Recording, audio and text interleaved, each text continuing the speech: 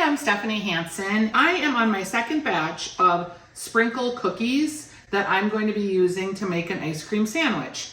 I'm going to start with a cup and a half of flour. I'm adding a teaspoon of baking powder, a pinch of baking soda. We are going to add a pinch of salt.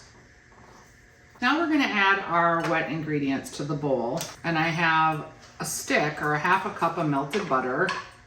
Some of it's a little melty, but that's all right. I've got my half a cup of sugar and give that a little bit of elbow grease. I'm gonna now go ahead and add an egg, and we're gonna add in our vanilla. Now we're gonna go ahead and we're gonna add our dry mixture.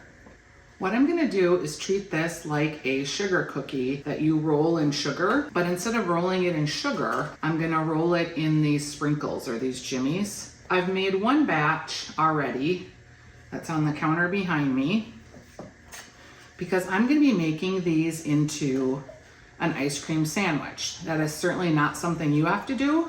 You can stop here. The cookies are delicious and super cute, but I'm going to take it one step further with my no churn ice cream recipe and turn these into a fun, festive ice cream sandwich.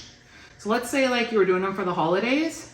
You could use red, white, and green sprinkles, Easter time, let's say Valentine's, you pick the holiday. Now what we're gonna do is use our cookie scoop and roll them in our sprinkles. So we'll go ahead and just roll them in. Press it in so that they adhere. And I'm gonna do the whole tray before I flatten them with the glass, just like you would a sugar cookie. These cookies are gonna spread a little bit. You can get probably, I would say, a dozen on a sheet. They have about a 2-inch spread. And if you have some that don't adhere all the way, don't worry about it. They'll all look great. And if we're making the ice cream sandwiches, we can put the best ones on the top of the sandwich and the not so pretty ones on the bottom. But if you're a kid, you don't care. The no churn ice cream that I'm gonna put in the middle of these is such a great recipe, you guys. You don't need an ice cream maker. And I've made raspberry lemon, I've made coffee and put it into an ice cream pie. I have an Oreo no churn ice cream recipe on my site.